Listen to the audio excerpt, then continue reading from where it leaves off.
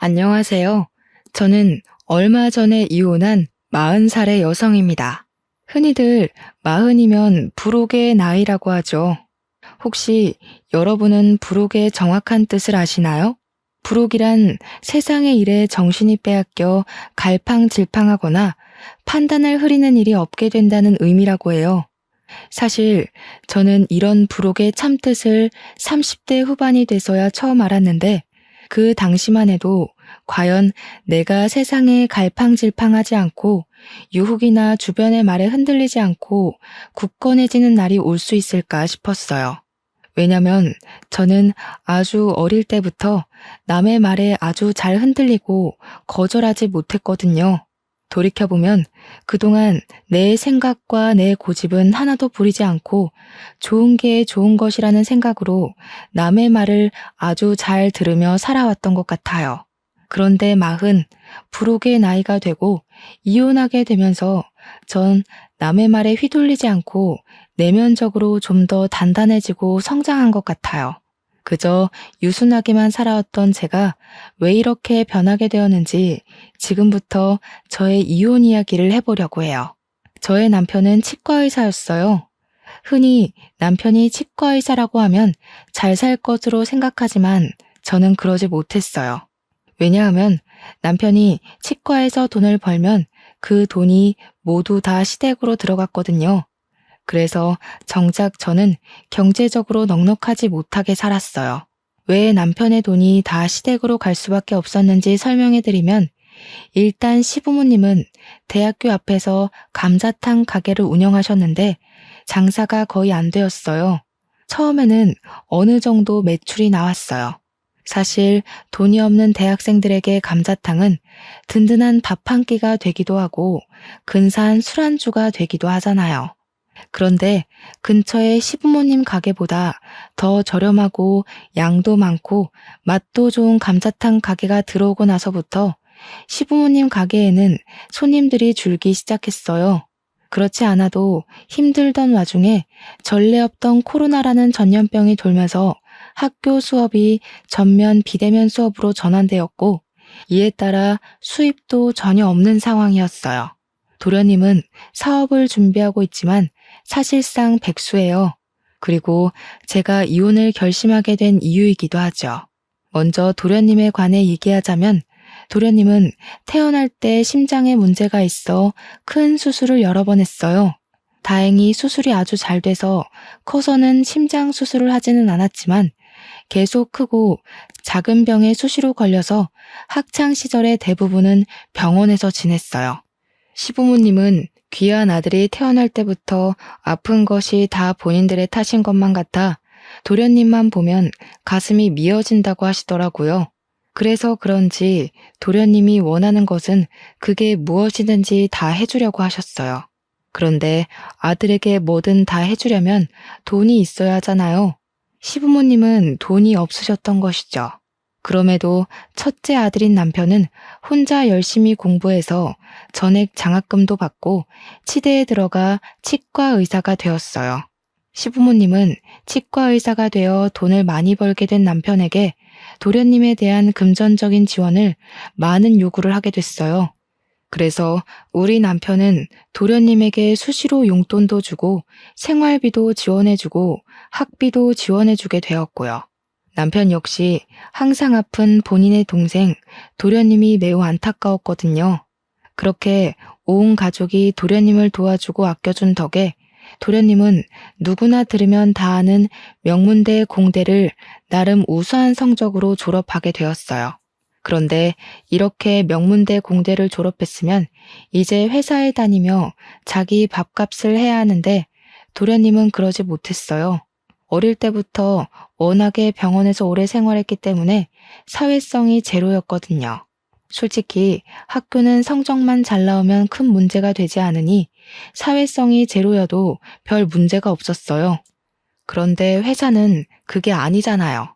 회사는 나만 잘한다고 되는 것이 아니라 팀원들과 함께 일을 해야 하고 상사와도 잘 조율하며 지내야 하잖아요.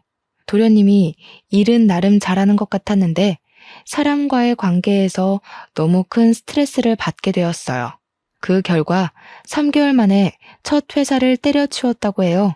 몇 개월간 백수 생활을 하다가 두 번째 회사에 입사했으나 거기서도 사람들과의 관계에 스트레스를 크게 받아 1년을 채우지 못하고 또 관두게 되었어요. 그 뒤로도 몇 군데 회사를 다니고 관두고를 반복하다가 도련님은 자신이 직접 사장이 되면 사람과의 스트레스가 없을 것이라는 생각이 들어 사업을 하기로 마음을 먹게 돼요. 처음에는 부모님이 음식점을 하시니 자신도 음식과 관련된 사업을 하면 잘할 수 있을 것으로 생각해서 대학교 앞에 치킨집을 열었어요. 초반은 학생들이 많이 찾아줘서 나름대로 장사가 잘 되었다고 해요. 그런데 근처에 프랜차이즈 치킨집이 들어서면서 망했고요. 이후 너무 답답한 마음에 사주를 보러 갔는데 무속인이 물과 잘 맞는다고 물 관련 장사를 하면 잘 된다는 소리를 듣고 카페를 열었어요. 그런데 전국적으로 카페가 우후죽순으로 생겨나면서 특별한 특징이 없고 매우 평범했던 도련님의 카페에 손님이 줄기 시작하더니 또 망했어요. 이렇게 두 번의 사업을 시작하고 망하면서 드는 비용은 다 남편의 돈으로 해결했어요. 이렇게 남편은 도련님의 대학교 학비에서부터 두 번의 사업 창업과 실패에 대한 비용까지 다 부담하게 되어 정작 본인의 결혼에는 쓸 돈이 없게 되었어요. 그 덕에 우리는 본의 아니게 스몰 웨딩으로 진행되었어요. 그렇지만 저는 그래도 좋았어요. 남편을 너무 사랑했고 저도 경제적으로 여유롭지는 않아서 차라리 소규모로 진행하는 편이 더 마음이 편하고 좋았거든요. 이렇게 우리가 결혼한 후에는 도련님이 학원에 문제집이나 도서를 납품하는 사업을 또 했어요. 한동안은 꽤 잘 되는 것처럼 보였어요. 드디어 자리를 잡나 싶더니 코로나가 확산으로 인해 휴원되는 학원이 늘면서 납품이 어려워졌어요. 결국 또 빚만 엄청 지고 망하게 되었어요. 이때 진 빚 또한 저희 남편의 돈으로 해결했어요. 어찌되었든 남편 본인이 열심히 일해서 번 돈으로 도련님한테 주겠다는데 저는 할 말이 없었어요. 그동안은 남편 치과가 잘 돼서 도련님한테 지원해 주어도 아이가 없는 우리 둘이 사는데 큰 문제가 되지는 않았거든요. 그런데 코로나가 확산하며 사람들이 치과에 오지 않게 되자 자연스레 치과의 매출이 줄기 시작했어요. 이제 우리도 경제적으로 어려운데 이 와중에 도련님은 마스크 사업을 하겠다고 아주 당연하게 남편에게 돈을 요구하는 것이 아니겠어요. 이 소리를 듣고 저는 속으로 도련님이 무슨 사업을 해도 쫄딱 망하는데 이제 사업 그만하고 나이도 있으니 일단 공장 같은 데라도 가서 스스로 돈을 벌어야 한다고 생각했어요. 그런데 이 말을 차마 할 수가 없었어요. 왜냐하면 남편은 정말 똑똑했고 계산이 빠른 사람이었거든요. 이런 사람의 남편의 친구가 마스크 사업으로 이번에 대박이 났다며 이번에는 절대 망하지 않을 것이라며 마지막으로 도련님을 도와주자고 저를 설득하더라고요. 게다가 시댁 식구들도 도련님이 이번에 대박이 나서 돈을 많이 벌게 되면 우리에게 좋은 집과 차를 선물하겠다고 하더라고요. 원래 우유부단하고 남의 말에 잘 흔들리던 저는 시댁 식구들과 남편의 말에 설득당해서 도련님을 도와주기로 마음먹었어요. 그리고 도련님의 사업이 남편 친구처럼 대박나기를 기대했지만 결국에는 또 망하게 되었죠. 이러던 와중에 시어머니는 당뇨병이 오셨어요. 당뇨라는 것이 합병증이 무서워서 주기적으로 약도 먹고 시간마다 혈당을 체크해야 하잖아요. 그런데 병원에 가실 때마다 시어머니가 저를 부르시더라고요. 그리고선 꼭 지갑을 두고 왔다. 갑자기 화장실이 너무 급하다. 친구에게서 급한 전화가 왔다는 빤히 보이는 핑계를 대시며 제가 병원비를 내도록 하셨어요. 저는 이렇게 매번 우리 집이 시어머니의 병원비를 부담하는 것이 너무 싫었어요. 솔직히 남편 치과도 매우 힘들었거든요. 그래서 저도 아르바이트를 구하려 했으나 코로나로 인해 워낙 불경기라 있던 사람들도 다 잘리는 마당에 저같이 경력이 오래 단절된 아줌마를 채용해준다는 곳이 아무 데도 없었어요. 그래도 10년 가까이 살면서 시어머니가 저한테 싫은 소리 한 번 하시지 않았고, 사랑하는 남편의 어머니고 가족이라는 생각에 싫은 내색 한 번 하지 않고 살았어요. 한 번은 남편이 회식을 가서 늦게 온다고 해서 집에서 혼자 밥을 먹고 치우고 있는데 시어머니한테 전화가 왔어요. 지금 도련님이 너무 불안해하고 식은땀이 나고 심장이 빨리 뛰어서 죽을 것 같다는데 시아버지는 잠깐 일이 있어서 밖에 계셔서 시어머니 혼자 도련님 데리고 병원에 못 가겠으니 같이 가자고 하시더라고요. 저는 깜짝 놀라 바로 시댁으로 가 도련님과 시어머니를 모시고 응급실로 갔어요. 응급실에서는 검사하더니 공황장애라고 진단을 내렸어요. 그리고 꾸준히 약을 먹고 치료를 해야 한다며 다음날 오후로 외래 진료를 잡아주었어요. 그런데 병원비를 계산하려는데 시어머니도 도련님도 지갑을 가져오지 않은 것이에요. 둘 다 워낙 정신이 없던 상황이라 그런가 보다 싶어 일단 남편 카드로 60만 원의 병원비를 냈어요. 다음날 저는 도련님이 당연히 혼자 병원에 갈 수 있을 것으로 생각했는데 오전에 시어머니한테 전화가 오더라고요. 도련님이 병원에 가야 하니 같이 좀 가달라고요. 저는 조금 이해가 되지 않았지만 어제 공황 발작으로 인해 너무 놀라서 그런가 싶어서 같이 갔어요. 병원에서 진료를 다 받고 병원비를 계산해야 하는데 화장실에 가고 없더라고요. 그 앞에 그냥 있기도 좀 그래서 병원비와 약값을 모두 남편 카드로 계산했어요. 그 다음 진료일 때 이번에는 도련님이 같이 가자고 전화가 왔어요. 마침 병원 근처에 볼 일도 있고 해서 겸사겸사 갔어요.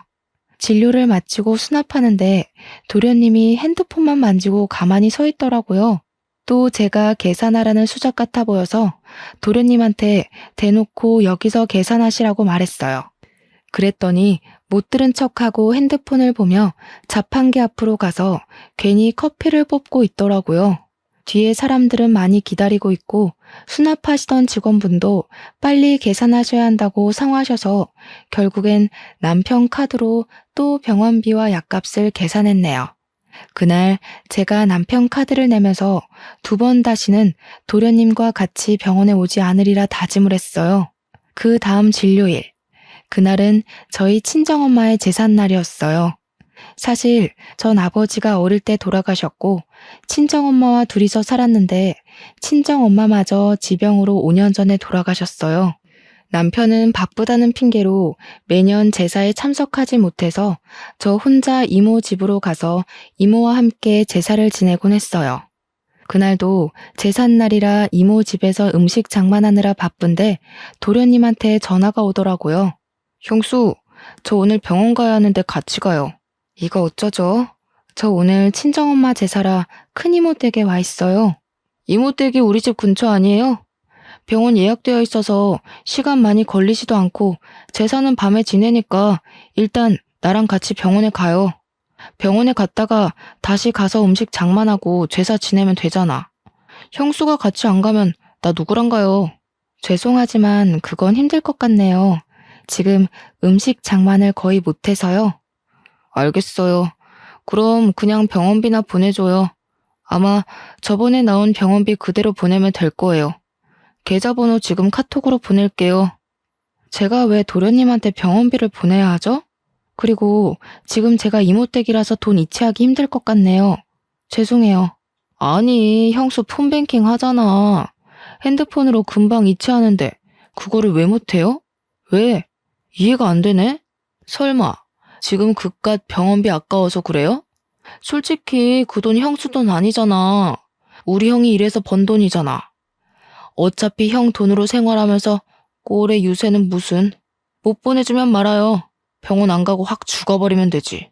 도련님은 돈을 이체하지 못하겠다는 제 말에 불같이 화를 내며 자신의 할 말만 하고 끊었어요. 저는 다른 사람이 제게 이렇게까지 화를 낸 것은 처음이라 손이 덜덜 떨리고 심장이 두근거렸어요. 누군가와 통화를 한 뒤 겁에 질린 저의 모습을 본 이모는 깜짝 놀라 왜 그러냐고 하셨어요. 그래서 저는 시댁에서 그동안 있었던 모든 일을 하나도 빠짐없이 모조리 다 이야기했어요. 혜정아, 왜 그렇게 미련하게 살아? 아무리 어려운 시댁이라고 해도 네가 아닌 것 같다 싶으면 거절도 하고 화도 내고 하며 살아야지. 안 그러면 속병 나 이거 사. 그리고 시댁과 도련님이 아무리 어렵고 힘들게 산다 해도 너희 집이 병원비며 사업비까지 다 대주는 것은 정말 아니야. 너희 시부모님 가게 하신다며. 그리고 도련님은 이제 나이 37살인데 아직도 형한테 기대서 산다는 게 말이 되니? 7살도 아니고 37살이 병원비 몇 푼이 없어서 같이 가자 그러고 돈 보내달라고 하고 너네 도련님이란 사람은 바보라니? 아니, 너나 네 남편이 로또에 당첨돼서 평생 놀고 먹고 살 만큼 돈이 있으면 도련님이라는 그 바보 등신한테 돈을 매번 갖다 줘도 아무 문제가 없어. 근데 그러지 않잖아. 게다가 지금 너네도 매우 힘들다면서. 안 그래도 남편이 한 달 벌어 한 달 겨우 먹고 사는 마당에 무슨 도련님 병원비에 사업하는 비용까지 내주느냐고. 이모는 제가 결혼 후 살아온 이야기를 듣고 나선 열변을 토하시며 저와 남편의 행동을 매우 답답해하시며 화를 내셨어요. 이모는 혜정이 네가 정말 잘 살기를 바라는 마음에서 하는 소리니까 내가 화냈다고 서운하게 생각하지는 말아줘. 그런데 시댁 병원비에 도련님 사업비 내는 문제는 더는 이렇게 하지 않겠다고 확실히 얘기해. 알겠지? 그런데 어차피 그 돈 다 남편이 번 돈이기도 하고 제가 그 돈에 대해서 이래라 저래라 얘기할 권한은 없잖아요. 그리고 그 말에서 남편이랑 싸우고 이혼하자고 하면 어떡해 해요. 내 나이가 이제 적은 나이도 아닌데. 그래, 그 돈 남편이 번 돈이긴 하지. 그런데 너희는 남남이 아니고 부부야.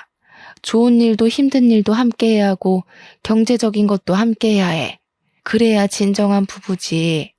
그리고 남편이 지금 밖에 나가서 돈을 벌기는 하지만 그렇다고 네가 집에서 마냥 놀기만 하니? 그건 아니잖아. 그렇죠. 저도 집안일 하는데 그건 헛수고로 알고 있고 남편은 가족에게 돈을 쓰는 걸 당연하게 생각하더라고요. 자기 가족 무시하냐고 화만 내고. 너도 남편이 밖에서 돈을 잘 벌어오도록 매일 아침밥 차려주고 청소와 빨래와 같은 집안일에 신경 쓰지 않고 바깥일에만 집중할 수 있도록 너도 잘 내조를 하잖아. 그렇게 집안에서 너의 본분을 다하며 네 생각을 이야기했는데 남편이나 시댁에서 네 이야기를 들어주기는커녕 도리어 화를 낸다? 그러면 너도 이 사람들과 인연은 여기까지인가 보다 생각하고 이혼해. 좀 당당하게 좀 살아 이거사. 네가 이렇게 시부모랑 남편한테 쩔쩔매고 사는 거 엄마가 하늘에서 보면 얼마나 속상하시겠니? 이모가 엄마 이야기를 하시는데 순간 눈물이 뚝뚝 떨어졌어요. 이모는 너무 착하고 여린 네가 잘 살아야 하는데 답답하게 사는 것 같아 속상한 마음에 말이 세게 나왔다고 미안하다고 하시더라고요. 그래도 이모의 말은 잊지 말고 명심하라고 신신당부를 하셨어요. 이모의 말씀을 들으며 그동안 내가 얼마나 미련하게 살아왔는지 느낄 수 있었고 이제는 이렇게 살지 말아야겠다고 다짐을 했어요. 이모 앞에서 어린아이처럼 울다가 겨우 진정이 되었는데 시어머니한테 전화가 왔어요. 너는 말이야. 지금 지호가 공황장애로 중내산해 하는데 병원을 같이 가주지는 못할 망정. 어떻게 돈을 안 보내주니? 그러다가 애 잘못되면 네가 책임질 거니? 어머니, 죄송하지만 지금 제가 친정엄마 제사 준비 중이라서요. 아직 음식 장만을 거의 못해서 바빠요. 제가 시어머니와 통화하는 것을 보더니 이모가 한숨을 푹 쉬시며 제 핸드폰을 가져가셨어요. 안녕하세요.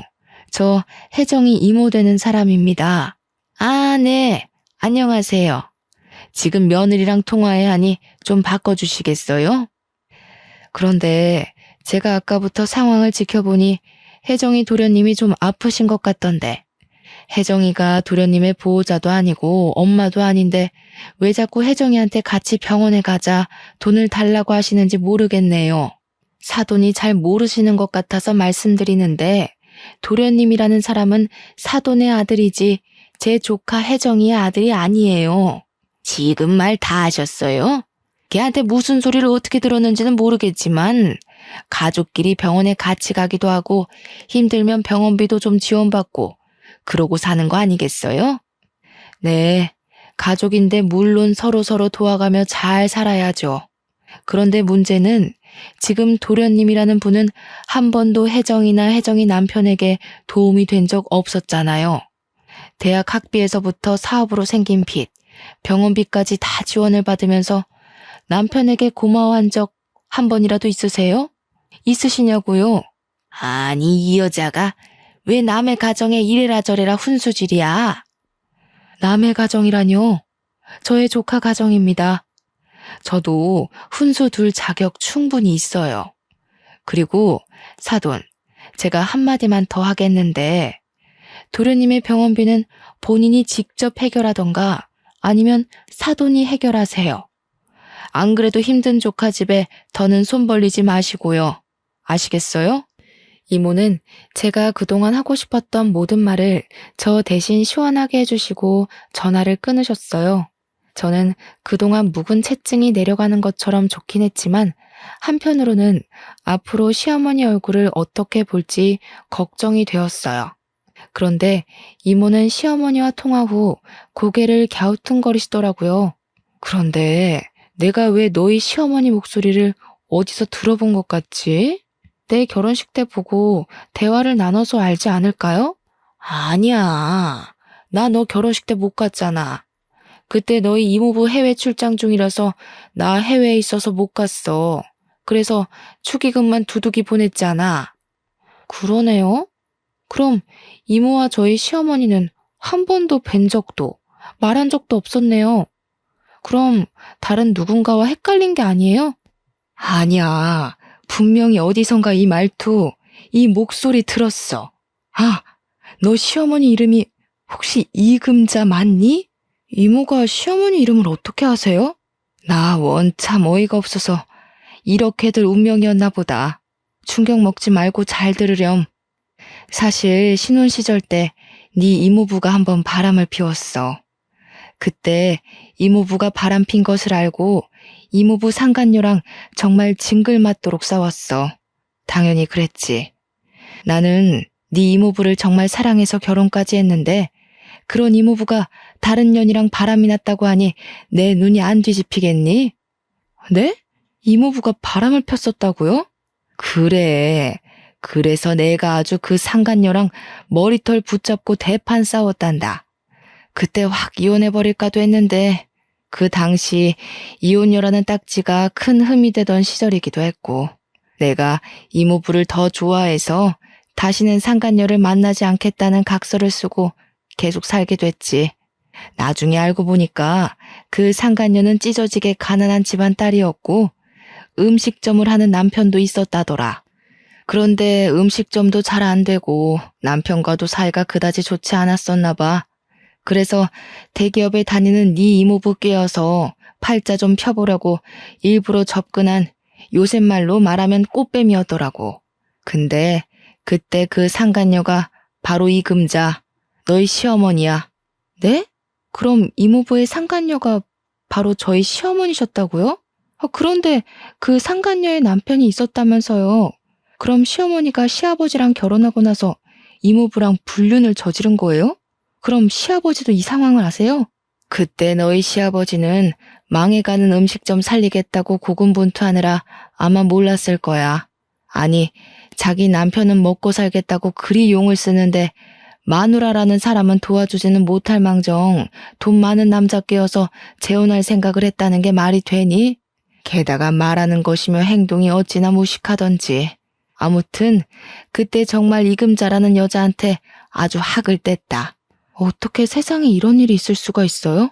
이래서 정말 사람 일은 한치 앞도 모른다고들 하나 봐요. 혜정아, 내가 방금 든 생각인데 이 일은 너만 알고 있어. 그러다가 나중에 네가 이제는 정말 이혼을 해야겠다 싶을 때 그때 크게 터트려서 써먹으렴. 그동안 너를 이렇게 마음고생했는데 그냥 좋게 이혼하기에는 뭔가 조금 아쉽지 않겠니? 이모는 나중에 언젠가 크게 써먹을 일이 있을 것이라며 일단 이 충격적인 사실을 모른 척하라고 하셨어요. 저는 이모의 말씀에 알겠다고 했어요. 다음 날 엄마의 제사를 무사히 마치고 집에 와 늦잠을 자고 있는데 시어머니가 집으로 오라고 전화가 왔어요. 전날 이모와 대화하며 더는 답답하게 살지 말아야겠다고 다짐은 했지만 어디 사람 본성이 어디 가나요. 전날의 패기는 다시 다 잊은 채 시댁에 떨리는 마음으로 갔어요. 시댁에 도착하니 시어머니가 도끼 눈을 뜨고 저를 쳐다보았어요. 야, 너네 이모한테 무슨 얘기를 어떻게 했길래 우리 집을 욕먹게 만들어? 그깟 병원비 얼마나 한다고? 어머니 당뇨병 병원비에 도련님 공황장애 병원비까지 솔직히 한 달에 병원비만 50에서 60만 원이나 나와요. 게다가 예전에 도련님 사업하고 망한 빚까지 아직 갚고 있고요. 솔직히 이제 치과도 코로나로 타격이 큰데 매번 병원비 부담하기가 너무 벅차요. 어머, 얘 나한테 화내는 것 좀 봐라. 그래도 너희 집이 가장 경제적으로 여유롭잖아. 그리고 그 돈이 네 돈이니? 다 우리 지훈이가 치과에서 열심히 일해서 번 돈이지. 내가 네 돈 내라는 것도 아니고 우리 아들 돈 내가 쓰겠다는데 왜 네가 호들갑이야? 시어머니의 어이없는 말씀에 저는 기가 막혀서 말문이 턱 막혔어요. 그리고 우리 아들이 그렇게 죽을 똥 쌀 똥으로 일하는데 네가 언제 도와준 것 있니?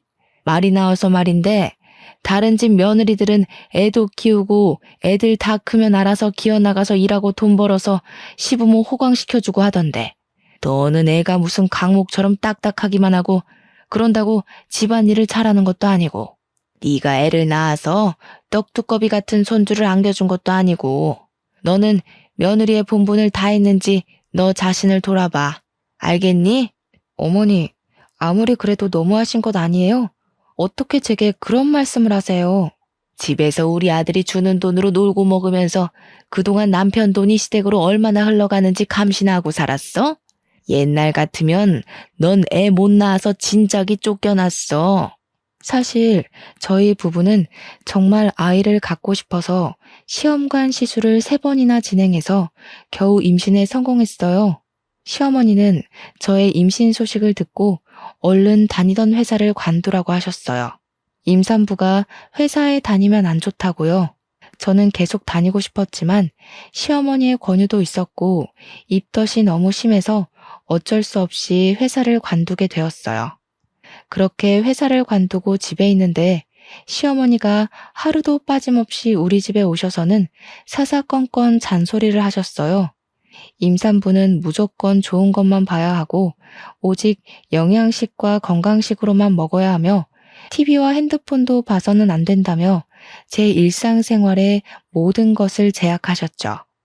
시어머니는 첫 손주이니 건강히 출산하고 싶은 욕심에 그러신 것이겠지만 저는 이 모든 것이 스트레스로만 다가왔고 결국엔 유산이 되고 말았어요. 그 뒤로 아이는 저희에게 찾아오지 않더라고요. 유산 후 저는 다시 일을 구해보려 했지만 시어머니는 아이를 가져야 한다며 제가 회사에 나가는 것에 결사반대하셨어요. 그런데 이제 와서 며느리의 도리를 운운하시며 애도 못 낳고 회사도 못 다니는 바보처럼 이야기하시니 제가 화가 많이 나더라고요. 그래서 저는 어제 이모한테 들은 시어머니의 과거를 알고 있다고 말하기로 했어요. 일종의 협박인 셈이었죠. 어머니, 그런데 혹시 김숙자 자자 성함 쓰시는 분 아세요? 김숙자? 나야 모르지. 근데 무슨 갑자기 뚱딴지 같은 소리야? 모르세요? 그럼 혹시 이복자 태자 쓰시는 분은 아세요? 이복태? 이복태가 누군데? 뭐? 이복태? 시어머니는 이모부의 성함을 듣자 잠시 생각하시더니 깜짝 놀라셨어요. 네, 이복자 태자 쓰시는 분이요. 그분이 바로 저희 이모부이시고 김숙자 자자 성함 쓰시는 분은 저희 이모예요. 제가 어제 이모랑 친정엄마 제사 지내면서 아주 기가 막히고 충격적인 이야기를 들었는데 한번 들어보시겠어요? 시어머니는 젊은 시절 불륜관계로 만난 남자가 저의 이모부시고 자신과 크게 싸웠던 분이 저의 이모인 것을 알게 되자 깜짝 놀라셨어요. 그러시고는 아까 내가 너에게 했던 말은 다 마음에도 없는 소리였고 정말 미안하다고 이젠 절대 너에게 그런 막말을 하지 않겠다고 사과를 하시더라고요. 그러시며 아들이나 시아버지에게 얘기하지 말아달라고 신신당부를 하셨어요. 시어머니가 참 미웠지만 그래도 나이 드신 분이 지난 과거로 인해 쩔쩔매는 모습을 보니 조금 안쓰러운 마음이 들기는 하더라고요. 저 역시 오래전의 과거를 굳이 들먹이며 시부모님 가정을 깨고 싶지는 않았어요. 그래서 이 사실에 대해 입 다물고 있을 테니 다시는 도련님 병원비나 사업비, 우리 집으로 청구하지 말라고 했어요. 이것만 지켜주신다면 저도 조용히 살 것이라고요. 시어머니와 이야기를 마친 뒤 며칠 동안은 시어머니나 도련님의 전화도 없고 아주 평온하게 지냈어요. 그렇게 한 달 정도인가 지났을까요? 도련님한테 전화가 오더라고요. 자기가 새로운 사업을 시작했는데 돈이 필요하다고 지원 좀 해달라고 하더라고요. 아주 당당하게 요구하길래 저는 시어머니께 듣지 못했냐고 이제는 도련님 사업비 우리한테 지원해달라는 소리 하지 말라고 이야기했어요. 도련님은 저의 단호한 목소리에 당황해하며 전화를 바로 끊으시더라고요. 그리고 얼마 뒤 드디어 사건이 터졌어요. 제가 아파트 관리비를 내려고 남편의 공인인증서로 인터넷 뱅킹에 접속했어요. 그런데 통장에 있어야 할 돈이 한 푼도 없는 것이에요. 남편이 담배를 피우는 것도 아니고 술을 마시기는 하지만 직원들 회식 때나 마시지 많이 마시지는 않거든요. 돈을 쓰는 곳이라고는 주유소가 전부인데 통장에 돈이 하나도 없다는 것이 이상해서 거래 내역을 조회해보니 시어머니와 도련님 앞으로 거액의 돈이 이체되었더라고요. 사실 남편은 해킹당할 위험이 크다며 폰뱅킹을 하지 않아요. 그래서 이체를 하려면 매번 은행에 직접 가야 하거나 제가 가지고 있는 공인인증서로 인터넷 뱅킹을 해야 했죠. 그런데 치과 일로 매번 바빠서 은행에는 잘 못 가고 공인인증서는 항상 제 금고에 있었는데 금고 비밀번호도 모르는 남편이 무슨 수로 어떻게 이체를 했나 싶어서 남편에게 전화했어요. 알고 보니 시어머니는 제가 자신의 과거 불륜 사실을 알게 되자 저한테 돈 달라고 하지는 못하고 남편에게 돈을 달라고 하셨다고 해요. 그래서 남편이 자신이 바쁘니 직접 못하고 집사람한테 공인인증서가 있으니 집사람한테 이야기하라고 했지만 시어머니는 며느리한테 이야기하기 좀 눈치 보인다며 직접 돈을 달라고 했대요. 그러면서 도련님과 시어머니가 치과에 찾아가 일하던 남편을 데리고 은행에 갔대요. 은행에서 남편이 본인의 핸드폰에 폰뱅킹을 설치하게 하여 본인들의 계좌에 쉽게 이체를 할 수 있게끔 했던 거였어요. 이런 사실을 알게 된 순간 이 집에 계속 있다가는 나는 영원히 호구의 마누라가 될 것 같다는 생각이 들었어요. 이렇게는 도무지 못 살겠다 싶어 이혼하기로 마음먹고 남편에게 퇴근 후 시댁으로 바로 오라고 했어요. 그리고 캐리어에 저의 옷과 화장품을 챙겼어요. 워낙 저 자신을 꾸밀 줄 모르고 살아서인지 챙겨야 할 짐도 거의 없더라고요. 저녁이 되어 시댁에 가니 시부모님과 도련님이 계시고 마치 남편도 퇴근하고 오더라고요. 도련님, 사업하신다고 저희 남편한테 가져가신 돈 다시 다 주세요. 어떻게 매번 사업하실 때마다 저희 남편한테 손을 벌리세요? 형수, 어떻게 말을 그렇게 해요? 내가 뭐, 나만 잘 살려고 그러나? 사업해서 잘 되면 형수도 좋은 거 아닌가? 그래, 지호한테 야박하게 그러지 마. 지호는 사업 여러 번 망하고 속이 속이겠어? 지 속도 새까맣게 타들어가겠지. 너는 그런 애한테 꼭 이렇게까지 해야겠어? 그리고 형수, 막말로 그 돈이 형수가 벌어서 만든 돈이에요? 우리 형 돈이에요. 형이 달라 그러면 내가 바로 어떻게든 돈을 만들어서 주겠지만 솔직히 형 돈이지 형수 돈이 아니지. 형수는 돈을 다시 달라고 할 자격이 없어요. 그래, 그건 지호 말이 맞아. 그깟 사업비 지호가 성공해서 갚으면 될 거 아니냐? 그리고 우리가 남이야? 가족이지. 가족이면 서로 어려울 때 돕고 도움받으면서 사는 거지. 안 그러냐? 난 또 뭐라고. 이깟 일로 바쁘고 피곤한 사람들 다 모아놨니? 이 얘기는 그만하고 다 모인 김에 오랜만에 같이 저녁이나 먹자. 갑자기 배가 아프네. 나 화장실에 다녀올 테니 너는 밥상 좀 차려놔라. 도련님과 시어머니는 당연히 받아야 할 돈을 받았다는 식으로 뻔뻔하게 이야기하고 남편은 오히려 도련님을 안쓰러워하며 돈을 주는 것에 대해 문제되지 않는다는 식으로 말하며 저를 속 좁고 야박한 사람으로 만들더라고요. 저는 이제 더는 참을 수가 없었어요. 이모를 통해 알게 된 시어머니의 과거를 바로 터뜨리기로 마음먹었어요. 시어머니가 화장실에 들어가시자마자 저는 스피커폰으로 이모에게 전화를 걸었어요. 그리고 제가 지금 시댁인데 저번에 말씀하셨던 상간녀 이야기 좀 해달라고 했어요. 이모는 상간녀의 존재를 어떻게 알게 되었는지부터 상간녀가 어떤 사람이었는지 아주 낱낱이 얘기해 주셨어요. 제가 돈 이야기를 하다가 갑자기 이모에게 전화하고 있으니 남편과 시아버지, 도련님은 제가 왜 이러는지 궁금해 하시더라고요. 이모, 그래서 그 상간녀 이름이 뭐예요? 그 여자 이름은 이금자야. 그 여자 남편은 그 당시에 해장국집 했었지. 아마 그 이름이 지훈이네 해장국이었을 거야. 그 집 아들 이름 따서 지었다고 하더라고. 잠깐, 지훈이네 해장국? 이금자? 그럼 우리 집사람이 그쪽 남편과 바람이 났다는 말이요? 어머, 혜정이 시어머니가 이금자였어요? 몰랐네요. 그때 당시 이금자 남편은 망해가는 국밥집 살린다고 고생하며 있는데 이금자 그녀는 내 남편한테 꼬리치고 있던 사실 알고 그 남편도 참 불쌍하다 했는데 뭐 아무튼 그쪽 집안일은 알아서 잘 해결하시고 혜정아, 이모는 바빠서 끊는다.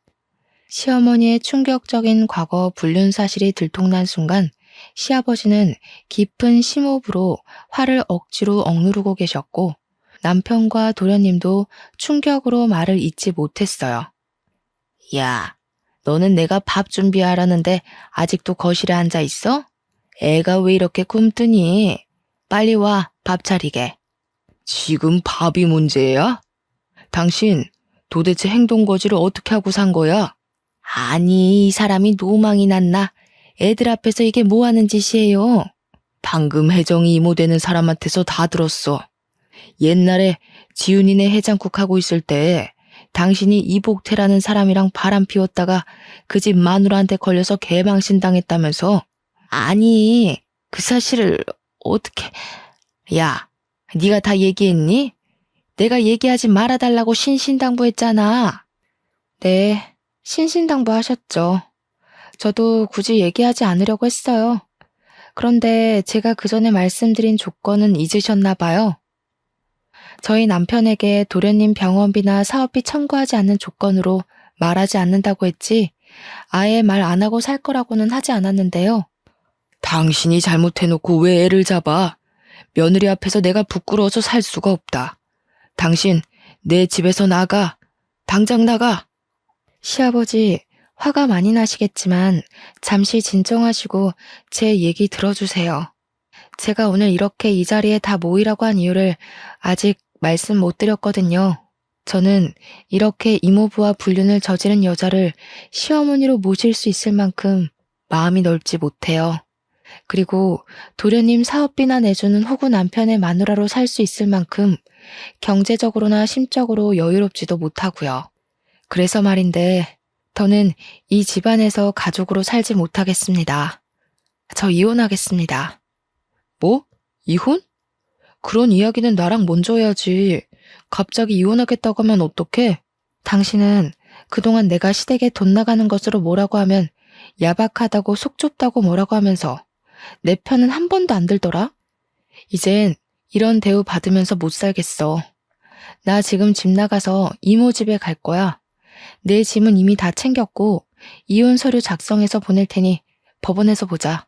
이혼 선언을 하고 나오는데 시아버지는 시어머니한테 소리를 고래고래 지르시고 시어머니는 잘못했다고 비시고 도련님과 남편은 말리시고 아주 가관이더라고요.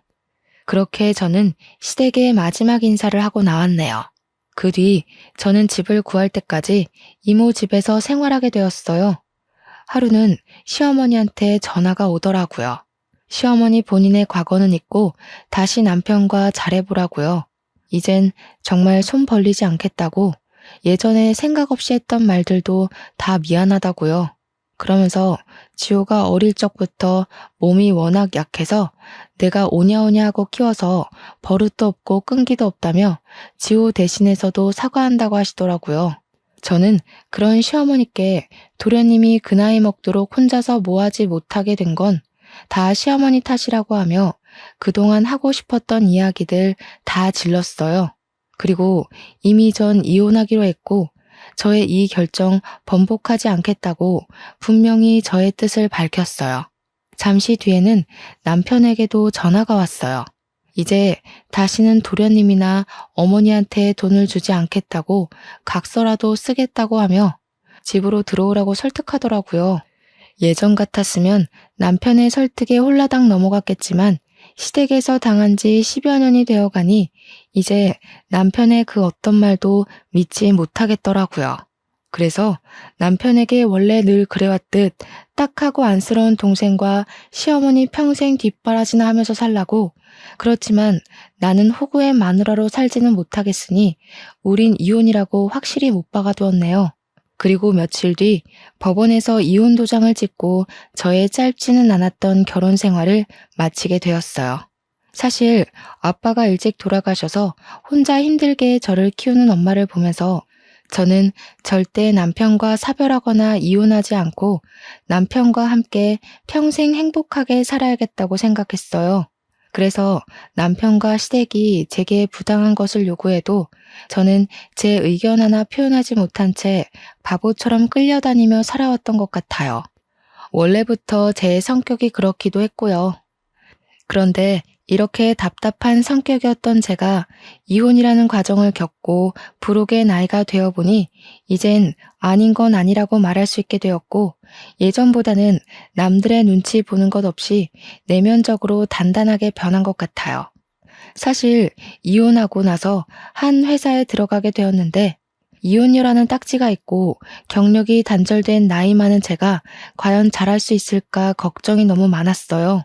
제가 워낙 눈치도 빠르고 순간 집중력이 좋아 업무는 빨리 익히는 편이지만 사람들과의 관계는 정말 어려웠거든요.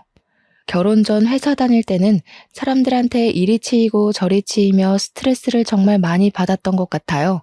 그런데 이제는 회사에서 사람들과 관계를 맺을 때 한결 마음에 여유가 있는 기분이에요. 때로는 제가 정말 남들의 말에 휘둘리지 않고 흔들리지 않는 진짜 부록이 된 것 같아 저 스스로가 기특하기까지 해요.